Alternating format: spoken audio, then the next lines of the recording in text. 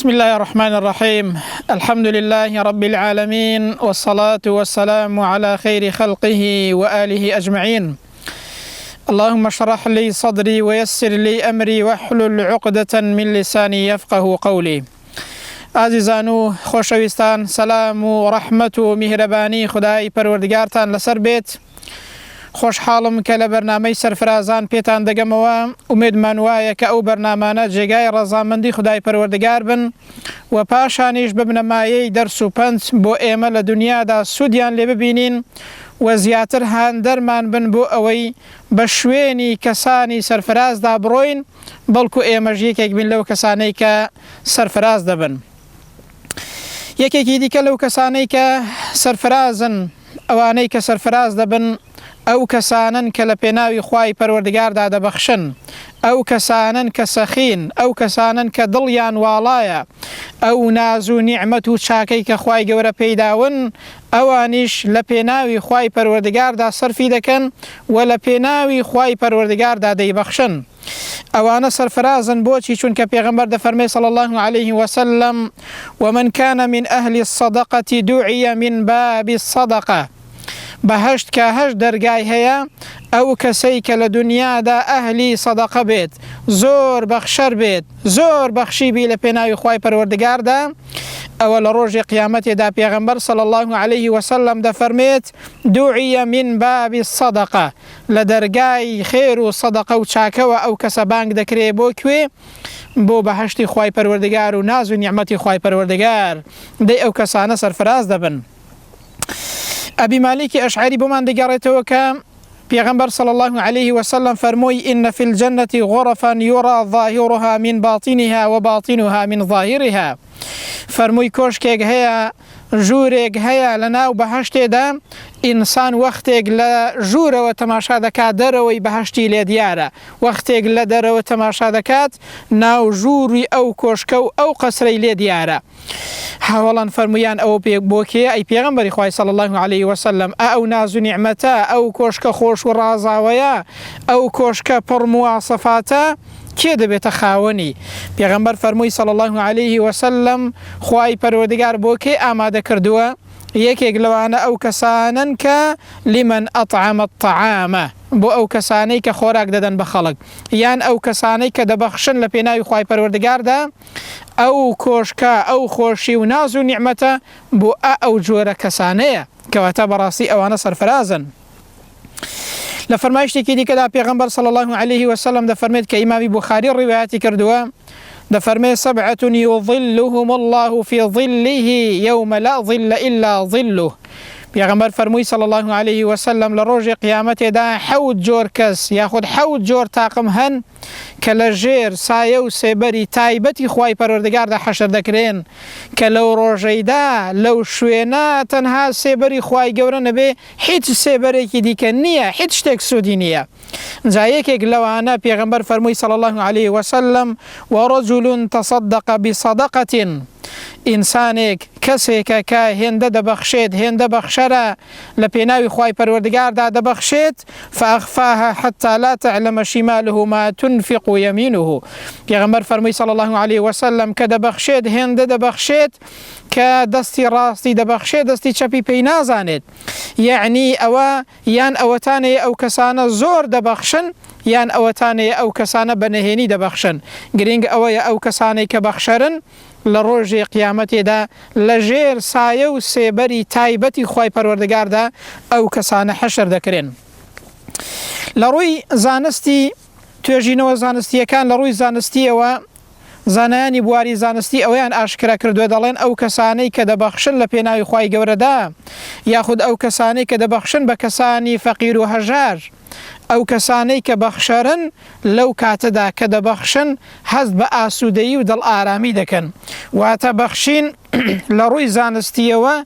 ئینسان دڵ ئاسوودە دەکات، ئینسان کامەران و بەختەوەر دەکات. وەختێک ئینسان هاوکاری کەسێک دەکات هەست بەوە دەکات کە بەڕاستی کارێکی باشی کردووە لە ڕووی کۆمەڵایەتیەوە، هەست بە دڵخۆشی دەکات و هەست بە کامەرانی و بە ئاسوودەیی دەکات. کەواتە بەخشین لە ڕووی زانستیشەوە بۆ بەختەوەربوونی ئینسان کاریگەری لەسەر ئینسان هەیە و ئینسان بەختەوەر دەکات. خوای پەروەردگار نمونەیەکمان بۆ دێنێتەوە لە قورئاندا بۆ ئەوەی کە ئینسان تێبگات ئەو کەسەی کە دەبەخشێت خوای گەورە ئەو بەخشینەی چەندە گەورە دەکات و چۆن لێی وەردەگرێت و نمونەکەی وەکو چی وایە. دەفەرمێ مثل الذين ينفقون أموالهم في سبيل الله نمونە و وێنەی ئەو کەسانەی کە لە پێناوی خوای پەروەردگاردا دەبەخشن ئەو ماڵ و سامانەی کە خوای گەورە پێیداون کە دەیبەخشن لە پێناوی خوای گەورەدا فەرمووی نمونەکەیان وەکو چی وایە كمثل حبة أنبتت 7 سنابل في كل سنبلة 100 حبة. پێغەمبەر فەرمووی صلی الله خوای پەروەردگار دەفەرمێن نمونەیان وەکو ئەوە وایە کە یەک دەنکە تۆ بچێنن یەک دەنکە تۆ بکەن جا ئەو دەنکەیە کاتێک کە دەیکەن 7 گوڵ دەردەکات 7 گوڵەگەنم یاخود 7 گوڵ دەردەکات لە ناو هەر گوڵێکدا 100 دەنک هەیە واتە یەک دەنک کە دەچێنێت نمونەکەی ئاوایە وای لێ دێت کە یەک دانەت بێت بە 700 گوڵ دەدات هەر گوڵێکی 100 دەنکی لە ناودایە واتە یەک بە 700 واتە نمونەی ئەو کەسەی کە لە پێناوی خوای گەورەدا دەبەخشێ خوای پەروەردگار ئەو نمونەیەمان بۆ دێنێتەوە کە چاکەکەی دەبێتە یەک بە 700 خوای گەورە یەک بە 700 لێ وەردەگرێت. ئنجا والله يضاعف لمن يشاء خوای گەورە زیاد دەکات بۆ هەر کەسێک کە بیەوێ کە شیاوی ئەوە بێ نیەتی زۆر پاک بێت بۆ خوای گەورە خوای پەروەردگار بە زیاتریش لێ وەردەگرێت. والله واسع علیم بەڵێ خوای پەروەردگار ڕەحمەتی زۆر فراوانە چاکەی زۆر فراوانە زۆر زانایە ئەو کەسەی کە دەبەخشێ لە پێناوی خوای گەورەدا خوای پەروەردگار بە یەک بە 700 یاخود جاری وا هەیە بە زیاتریش لەو کەسەیە وەری دەگرێت. دەی ئەوە نمونەیە کە خوای گەورە بۆمان دێنێتەوە خوای گەورە بۆمان باز دەکات بۆ ئەوەی کە هانمان بدات لەسەر بەخشین بۆ ئەوەی بزانین کە بەخشین خوای گەورە چۆن زیادی دەکات چۆن بە زیادەوە پاداشتی ئینسان دەداتەوە و لە ئینسانی وەردەگرێت. خوای پەروەردگار لە ئاەتێکی دیکەدا هانمان دەدات وەسیفەتی ئەو کەسانەمان بۆ باز دەکات کە بەخشندن و دەبەخشن پاداشتەکەیان بریتیە لە بەهەشت ئەو کەسانە بەختەوەرن. دەفەرمێ وەسارعوا إلى مغفرة من ربكم پەلە بکەن و زووکەن پێش بڕکێ بکەن بۆچی بۆ لێخۆشبوونێک لەلایەن پەروەردگارتانەوە وجنة عرضها السماوات والأرض و بۆ بەهەشتێک کە پانیەکەی بەقەد ئەرز و ئاسمانەکانە ئنجا أعدت للمتقين ئەو بەهەشتە خوای گەورە بۆ کێ ئامادەی کردووە بۆ کەسانی تەقوادار بۆ کەسانی لەخواترس بۆ ئەو کەسانەی کە پارێز دەکەن لە شکاندنی سنوورەکانی خوای پەروەردگار بۆ ئەو کەسانەی کە پابەندی شەریعەتی خوای پەروەردگارن. جا خوای گەورە وەصفی ئەو کەسانەمان بۆ باز دەکات وصفەتی ئەوانەمان بۆ باز دەکات کە متەقین صفەتیان چۆنە الذين ينفقون في السراء والضراء یەکەم صفەتی ئەو کەسانە ئەوەیە کە دەبەخشن لە کاتی خۆشی و ناخۆشیدا لە کاتی هەبوونی و نەبوونیدا واتە زۆریان هەبێت زۆرتر دەبەخشن ئەگەر کەمیشیان هەبێت شتێکی هەر لێ دەبەخشن هەتا کۆتایی ئاەتەکە کە چەند صفەتێکی باز دەکات ئەوە صفەتی ئەو کەسانەیە کە بمتەقین کە ئەو کەسانە بەهەشتین یەکێ لە صفەتەکانیان خوای گەورە باز دەکات کە هەمیشە بەخشەرن لە هەموو حاڵەتێکدا دەبەخشن لە پێناوی خوای پەروەردگاردا. ئینسان وەختێک کە دەبەخشێت ئەو بەخشینە لە ناو گۆڕدا دەبێتە فێنکایی و خۆشی و لە ناو گۆڕدا سودی بۆ ئینسان هەیە و دەفریای ئینسان دێت. پێغەمبەر دەفەرمێ صلی الله عليه وسلم إن الصدقة لتطفئ عن أهلها حر القبور ئەو کەسەی کە دەبەخشێت بۆ خاوەنەکەی گەرمایی و ناخۆشی و ناڕەحەتی ناو گۆڕ بۆ ئینسان خۆش دەکات و دەبێتە مای فێنکی و خۆشی بۆچی بۆ کێ بۆ ئەو کەسەی کە دەبەخشێت واتە بەخشین لە ناوگۆڕدا دەبێتە خۆشی و باغێک لە باغەکانی بەهەشت. وإنما يستظل المؤمن يوم القيامة في ظل صدقته. پێغەمبەر فەرمووی صلی الله عليه وسلم ئینسانی ئیماندار لە ڕۆژی قیامەتێدا لە ژێر سایە و سێبەری بەخشینەکەی خۆیدا دەحەسێتەوە. لەو ڕۆژەدا کە هیچ سێبەرێک نییە ئینسان بە ئەندازەی بەخشینەکەی سێبەر لە سەرسەری دەکرێت و سێبەری بۆ دەکرێت و دەحەسێتەوە لە ڕۆژی قیامەتێدا کە هیچ سێبەرێک نییە بێجگە لە سێبەر و سایەی خوای پەروەردگار بێجگە لە سێبەری تایبەتی خودای پەروەردگار ئەو کەسانەی کە دەبەخشن پێغەمبەر فەرمووی صلی الله عليه وسلم لەژێر سێبەری بەخشینەکەیاندا لە ڕۆژی قیامەتێدا دەحەسێنەوە کەواتە ئەو بەخشینە دەبێتە سایە و سێبەرێک لە ڕۆژی قیامەتێدا ئینسان لە فێنکاییەکەیدا دەحەسێتەوە ئەوەندە سوودی زۆرە و لە فریای ئینسان دێت. بەخشین پرۆژەیەکی بەردەوامە بۆ دوای مردنیش ئینسان سوودی لێ دەبینێت. پیغمبر صلی الله عليه وسلم لفرمایشتێکدا دەفەرمێت إن مما يلحق المؤمن من عمله وحسناته بعد موته. پیغمبر فرمووی صلی الله عليه وسلم لەو چاکە و حەسەنات و لەو خێرانەی کە لە فریای ئینسان دێت لە دوای مردنیش بە کەڵکی ئینسان دێ و خێر و پاداشتەکەی بەردەوامە بۆ ئینسان، پیغمبر صلی الله عليه وسلم چەند شتێک باز دەکات. یەکێک لەوانە دەفەرمێ ئەو صدقة أخرجها من ماله في صحته وحياته تلحقه من بعد موته. پیغمبر فرمووی صلی الله عليه وسلم خێر و چاکەیەکە سەدەقەیەکە کە ئینسان لەو ماڵەی کە خوای گەورە پێی داوە وەختێک کە تەندروستە و وەختێک کە ساغ و سەلامەتە بەدڵ ئەو خێرە دەکات، ئەو چاکە و حەسەناتە دەکات. پیغمبر فرمووی صلی الله عليه وسلم ئەوە یەکێکە لەو شتانەی کە لە دوای مردن خێر و پاداشتەکەی بۆ ئینسان بەردەوامە، بەتایبەت سەدەقەیەکی جاریە، ئەو شتانەی کە دەمێننەوە لە دوای مردن خێر و پاداشتەکەیان دەمێنێتەوە بۆ خاوەنەکەی. ئەو بەخشینە و ئەو سەدەقاتە لە دوای مردنیش خێرەکەی هەر بەردەوامە بۆ ئینسان. ئینسان کە دەبەخشێت شتێک پێشخۆی دەکات لە قیامەتی وەری دەگریتەوە. دایکمان عایشە لە فەرمایشتێکی صحیحدا دەگەڕێتەوە دەفەرمێت کە ڕۆژێکیان حەیوانێک سەردەبڕن. پیغمبر صلی الله عليه وسلم دیارەکە هەندێکی لێ دەبەخشن، پرسیار دەکات و دەفەرمێت لە عایشە دەفەرمێت دایکمان ڕەزا و ڕەحمەتی خوای پەروەردگاری لێبێت دەفەرمێت چی ماوە لەو حەیوانەی کە سەرمان بڕیوە، کام شوێنە و چی ماوە، چەندە لە گۆشتەکەی ماوەتەوە. دایکمان عایشە فەرمووی تەنها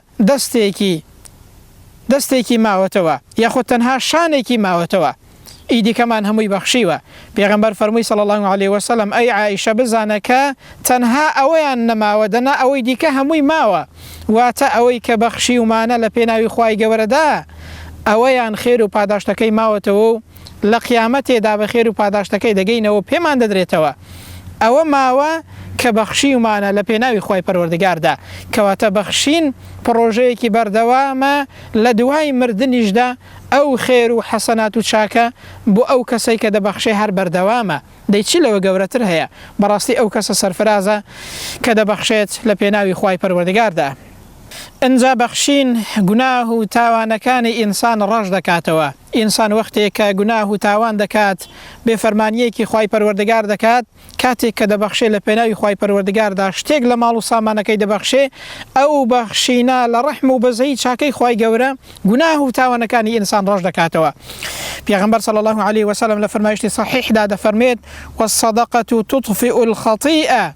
پیغمبر دەفەرمێت صلی الله عليه وسلم چاکە و خێر و حەسەنات گوناه و تاوانەکانی ئینسان دەسڕێتەوە کەما یطفئ الماء النار، هەروەکو چۆن ئاگر بە ئاو دەکوژێتەوە، ئاو ئاگر دەکوژێنێتەوە. پیغمبر فەرمووی صلی الله عليه وسلم چاکە و خێر و حەسەناتیش ئاوا گوناه و تاوانەکان لە ئینسان دەسڕێتەوە و گوناه و تاوانەکانی ئینسان دەکوژێنێتەوە و نەیان هێڵێت. واتە وەکو چۆن ئاوێک بە ئاگرێکدا دەکەی ئاگرەکە نامێنێت و دەکوژێتەوە، سەدەقاتیش گوناهەکانی ئینسان ڕەش دەکاتەوە و لەسەر ئینسان نەیان هێڵێت. سەدەقە و خێر و چاکە دڵ و دەروونی ئینسان نەرم دەکات. ئەی ئەو کەسەی کە دەتەوێت دڵ و دەروونت نەرم بێت، ڕزگارت بێ لە دەڕەقی، ببەخشە لە پێناوی خوای گەورەدا. یەکێک لە چاکەکانی بەخشین ئەوەیە دڵ و دەروونت نەرم دەکات. پیغمبر صلی الله عليه وسلم لە فەرمایشتێکدا ئاماژە بەوە دەکات کە پیاوێک کاتێک کە دێتە لای پیغمبر صلی الله عليه وسلم یشکو قسوة قلبه،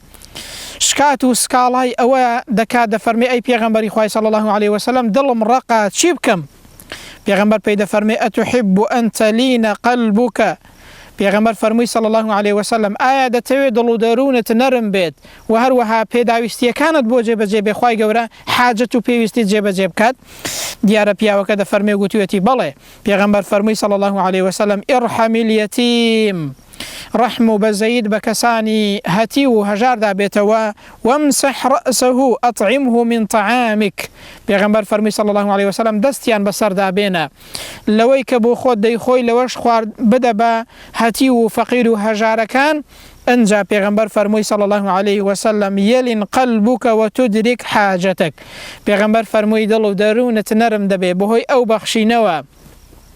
بەهۆی ئەوەی کە دەست بەسەری کەسێکی هەتی و دادێنی هاوکاری کەسێکی هەتی و بێباوک دەکەی فەقیر و هەژارێک هاوکاری دەکەی دڵ و دەروونت نەرم دەبێت خوای گەورەش پێداویستەکان بۆ تۆ جێبەجێ دەکات دەی چی لەوە باشتر هەیە چی لەوە چاکتر هەیە کە ئینسان دڵ و دەرونی نەرم بێت ئەنجا ئەو بەخشینە ماڵ و سامانی ئینسان پاک دەکاتەوە و دڵ و دەرونی ئینسانیش پاک دەکاتەوە لە گوناه و تاوان لە ژەنگ و ژاری گوناه و تاوان بۆیە خوای گەورە بۆمان باز دەکات دەفەرمێ خذ من ئەموالهم صدقة تطهرهم وتزكيهم بها ئەی پێغەمبەر صلی الله عليه وسلم لە سەکات و سەدەقات لە ماڵەکانیان وەربگرە بەهۆی ئەو ماڵ و سامان بەخشینەوە بەهۆی ئەوەی کە لە ماڵ و سامانەکەیان وەردەگری لە خێر و سەدەقات و لە زەکات ئەو کاتە دڵ و دەروونیان پاک دەبێتەوە و هەروەها ماڵەکەشیان پاک دەبێتەوە بۆی بەخشینەوە بەڵێ بەخشین دڵ و دەرونی ئینسان پاک دەکاتەوە و هەروەها ماڵ و سامانی ئینسان پاک دەکاتەوە لە فەرمایشتێکدا پێغەمبەر صلی الله عليه وسلم ئەومان بۆ باز دەکات کە ڕۆژێکیان فەرمووی یا معشر التجار ئەی کۆمەڵی بازرگانەکان ئەو کەسانەی کە بازرگانی و کڕین و فرۆشتن دەکەن پێغەمبەر فەرمووی إن البيع يحظره اللغو والحلف فەرمووی کڕین و فرۆشتن چی تێکەڵ دەبێت جاری وا هەیە سوێندێکی لەسەر دەخۆی جاری وا هەیە لەهوێک قسەیەکی زیادە قسەیەک سوێندێک شتێک تێکەڵی ئەو کڕین و فرۆشتن دەبێت پێغەمبەر فەرمووی صلی الله عليه وسلم فشوبوه بالصدقة ئەو کڕین و فرۆشتنە و بازرگانیەتان چی لەگەڵ تێکەڵکەن بەخشین واتە لی ببەخشن بەهۆی ئەو بەخشینەوە ماڵ و سامانەکەتان پاک دەبێتەوە کەواتە بەخشین ماڵ و سامانی ئینسان پاک دەکاتەوە و دڵ و دەرونی ئینسان پاک دەکاتەوە ئەنجا بەخشین بەڵاو موسیبەت لەسەر ئینسان لا دەدات جاری وا هەیە ئینسان بەڵاو موسیبەتێکی توش دەبێت کوردەواری لە زووە گوتویانە خێر و سەدەقەیەک بکە بۆ ئەوەی بەڵاو موسیبەتت لەسەر لاچێت یان وەختێ بەڵاو موسیبەتێک دێ خێر و سەدەقەیەک دەکەن بۆ ئەوەی ئەو سەدەقەیە بەڵاو موسیبەتەکە لا بدات بۆیە پێغەمبەر دەفەرمێ صلی الله عليه وسلم داو مەرضاکم بالصدقة نەخۆشیەکانتان چارەسەرکەن بەڵاو موسیبەت و نەخۆشیەک کە دێت بۆتان بەهۆی چاکە و خێرەوە چارەسەری بکەن واتە بەخشین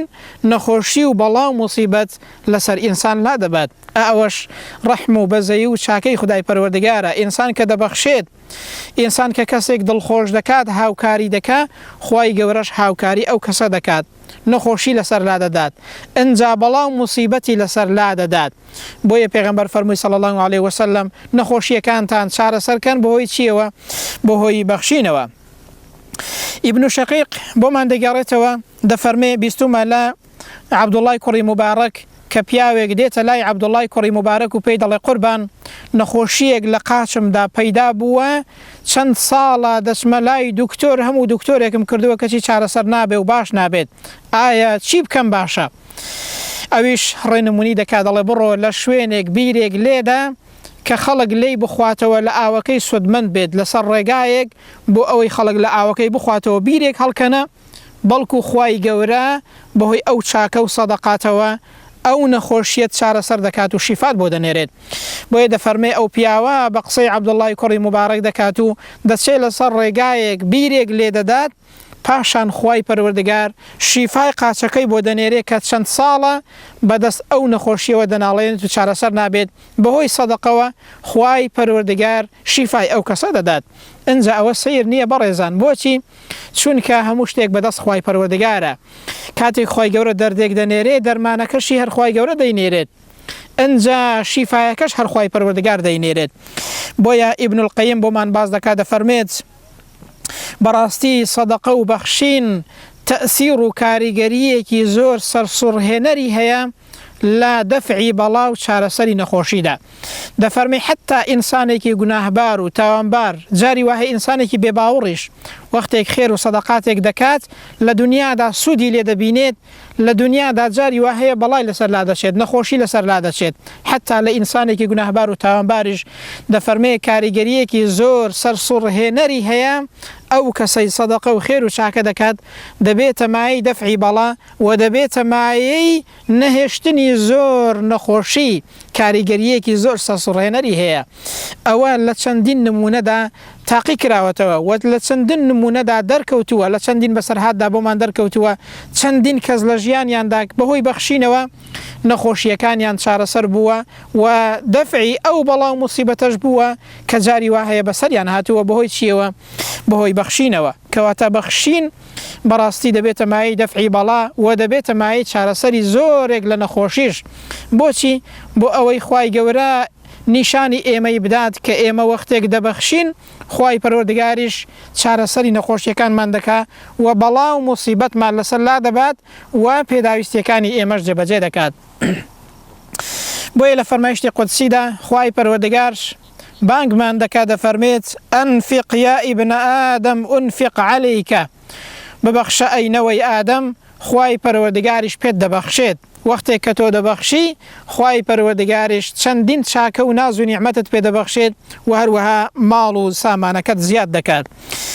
ئەنجا وەختێک کە ئینسان دەبەخشێت خوای گەورە ئەو بەخشینەی بە گەورەتر لێوە دەگرێت کە دەیبەخشێت وەخوای گەورە نمونەی ئەوەی کە دەبەخشێ وەکو چیایەک پاداشتەکەی بۆ گەورە دەکات ئەوەش چاکەی خوای گەورەیە ناز و نیعمەتی خوای گەورەیە ڕەحم و بەزەیی خوای پەروەردگارە لەگەڵ ئێمە لەگەڵ هەموو بەندەکانیدا پێغەمبەر صلی الله عليه وسلم بۆمان باز دەکات دەفەرمێت ما تصدق أحد بصدقة من طيب ولا يقبل الله إلا الطيب ئینسان وەختێک کە دەبەخشێت بەدڵێکی پاک لە ماڵێکی پاک لە کار و کەسابەتیەکی حەڵاڵدا دەبەخشێت و هەروەها خوای گەورەش ئەوەی کە پاکە وەری دەگرێت ئەوەی کە چاک و پاک و حەڵاڵە وەری دەگرێت دەفەرمێت إلا أخذها الرحمن بيمينه ئەو بەخشینە کە ئینسان دەبەخشێت خوای پەروەردگار بە دەستی ڕاستی لێ وەردەگرێت ئەوە هەندانێکە بۆ ئەوەی ئێمە بزانین خوای گەورە زۆر بە چاکە لێ وەردەگرێت دەفەرمێ وئین کانت تەمڕەتەن ئەگەر ئینسان یەک دەنکە خورما ببەخشێت بەڵام لە دڵەوە بیبەخشێت بەڵام لە ماڵێکی حەڵاڵ بیبەخشێت بەڵام بە ئومێدی پاداشتی لای خوای پەروەردگار بێت بە ئومێدی پاداشتی خوای گەورە بێت ئەنجا بە ئیخلاسیەتەوە بیبەخشێت تەنها یەک دەنکە خورما ببەخشە دەفەرمێ خوای پەروەردگار بە دەستی ڕاستی ئەو چاکە و ئەو بەخشینە لەو بەندەی خۆی وەردەگرێت ئەنجا دەفەرمێ فتربو في كف الرحمن تبارك وتعالى حتى تكون أعظم من الجبل سبحان الله چەند گەورەی ئەو فەرمایشتە دەفەرمێ خوای پەروەردگار کاتێک کە لێی وەردەگرێت ئەو چاکە و حەسەنات و خێرە ئەو بەخشینەی لێ وەردەگرێ دەفەرمێ خوای پەروەردگار هێندە گەورەی دەکات هێندە بە گەورە لێی وەردەگرێت حتا وەکو نمونەی وەکو شاخێک و چیاکی لێ دەکات یەک دەنکە خورما دەبەخشی لە پێناوی خوای پەروەردگاردا بە ئیخلاسیەتەوە وەختێک کە دەیبەخشی پێغەمبەر دەفەرمێ صلی الله عليه وسلم خوای گەورە لێی وەردەگرێت و هەروەها گەورەی دەکات بە گەورەتر لێی وەردەگرێت لەوەی کە دەیبەخشێت کەمێک دەبەخشێ بەس بە ئیخلاسیەتەوە دەفەرمێ وەکو چیایەک گەورەی دەکات پاداشتەکەی هێندە بە گەورەی لێ وەردەگرێت تەماشاکەن ئەو ڕەحم و بەزەی خوای گەورە ئەو چاکە و ناز و نیعمەتی خوای گەورە لەو بەزەیە خوای گەورە چۆن هانمان دەدات پێغەمبەر صلی الله عليه وسلم چۆن فێرمان دەکات بۆ ئەوەی کە وەختێک ئێمە دەبەخشین خوای گەورەش بەخشینەکەمان هێندە بە گەورە لێ وەردەگرێت حتا وەکو دەفەرمێ خوای گەورە نمونەی وەکو چیایەک لێ دەکات وەکو چیایەک وەکو شاخێک هێندە گەورە خوای گەورە لێ وەردەگرێت کەواتە چی ماوەتەوە لەوەی کە ئینسان ببەخشێت حتا ئەگەر شتێکی کەمیش بێت مادام بە ئیخلاسیەتەوە دەیبەخشی خوای گەورە بە زۆر لە ئینسان وەری دەگرێت بۆیە ئیبن القەیم بۆمان باز دەکات دەفەرمێت نمونەی ماڵ و سامان چەند جۆرێکە ماڵ و سامانێک هەیە کە ئینسان بە حەڵاڵی پەیدای دەکات و دەستی دێنێت لە ڕێی حەڵاڵیشدا سەرفی دەکات ئەوە چاکترین ماڵ و سامانە بۆ ئینسان ئەو ماڵی ئینسان بە حەڵاڵی پەیدای دەکات لە ڕێی حەڵاڵەوە پەیدای دەکات لە ڕێی حەڵاڵیشەوە دەیبەخشێت ئەوە باشترین ماڵ و سامانە بۆ ئینسانی مسلمان و لە دنیادا لە فریاد دێت لە قیامەتیشدا لە فریاد دێت لە ژێر سایە و سێبەری چاکە و حەسەناتەکەتدادا حەسەیەوە لە ڕۆژی قیامەتێدا. ئیمامی عومەر ڕەزا و ڕەحمەتی خوای پەروەردگاری لێ بێت بۆمان دەگەڕێتەوە دەفەرمێت پێغەمبەر صلی الله عليه وسلم لە یەکێک لە جەنگەکاندا فەرمانی پێکردین کە ببەخشین. دەفەرمێ ئەمنیش شتێکم لە بەردەستدا بوو، ماڵ و سامانێکم هەبوو، گوتم بەخوا هەلە با ببەخشم دەرفەتە با ببەخشم بەڵکو بتوانم پێش ئیمامی ئەبوو بەکر بکەومەوە. دەفەرمێ نیوەی ماڵەکەم برد بۆ لای پێغەمبەری خوا صلی الله عليه وسلم. کاتێک کە ڕۆیشتم پێغەمبەر فەرمووی چەندت هێشتەوە بۆ ماڵ و منداڵەکەت ئەی عومەر؟ دەفەرمێ گوتم ئەی پێغەمبەری خوا صلی الله عليه وسلم چەندم هێناوە ئەوەندەشم هێشتەوە، واتە ماڵەکەم کردو بە دوو بەشەوە. دوای ئیمامی ئەبوو بەکر هات ماڵەکەی سامانەکەی بەخشینەکەی هێنا لە پێش پێغەمبەری خوا داینا صلی الله عليه وسلم لە بەردەمی پێغەمبەرە. جا پێغەمبەر فەرمووی چیت هێشتەوە بۆ ماڵەوە؟ ئیمامی ئەبوو بەکر دەفەرمێ گوتی خوا و پێغەمبەری خوام هێشتەوە، واتە هەموو ماڵ و سامانەکەم هێناوە بۆ بەخشین. ئیمامی عومەر فەرمووی بەڕاستی هیچ کاتێک لە چاکەدا ناتوانم پێشت کەومەوە و ناتوانم پێش بڕکێت لەگەڵدا بکەم. ئەوە نمونەی بەخشینی هاوڵانی پێغەمبەرە صلی الله عليه وسلم. ئیمامی عوسمان کاتێک پێغەمبەر صلی الله عليه وسلم فەرمانی کرد ئەو کەسەی کە بتوانێت ئەو بیرەیە بکڕێت یان ئەو بیرەیە هەڵکەنێت، پێغەمبەر فەرمووی صلی الله عليه وسلم فله الجنة بەهەشتی بۆ هەیە. ئیمامی عوسمان ئەو بیرە لێ دەدا یاخود ئەو بیرە دەکڕێت بەهەشت بەدەست دێنێت بەهۆی چیەوە؟ بەهۆی بەخشینەوە. لە جەنگی تەبوکدا پێغەمبەر فەرمووی صلی الله عليه وسلم من جهز جيش العسرة فله الجنة. هەر کەسێک بتوانێت کولفەی ئەو جێیشە دابین کات ماڵ و سامان ببەخشێت لە پێناوی خوای گەورەدا بۆ ئەوەی بچنە ئەو جەنگە کە جەنگی تەبوک بووە، پێغەمبەر فەرمووی فەله الجنة ئەو کەسە بەهەشتی بۆ هەیە. ئیمامی عوسمان دابینی کرد بەهەشتی وەدەست هێنا. بۆیە پێغەمبەر فەرمووی صلی الله عليه وسلم لە دوای ئەوە هیچ شتێک زیان لە عوسمان نادات ڕەزا و ڕەحمەتی خوای پەروەردگاری لێ بێت. ئەوە نمونەی بەخشینی هاوڵانی پێغەمبەر بوو صلی الله عليه وسلم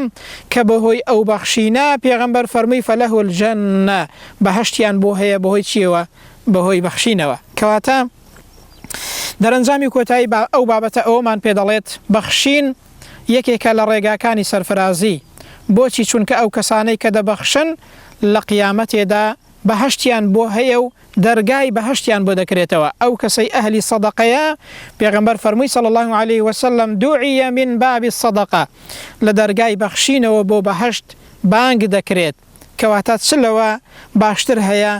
بەڕاستی ئەوە چاکترین جۆری سەرفرازیە بۆ ئینسان کە ئینسان بەهۆی ئەو بەخشینەوە سەرفراز دەبێت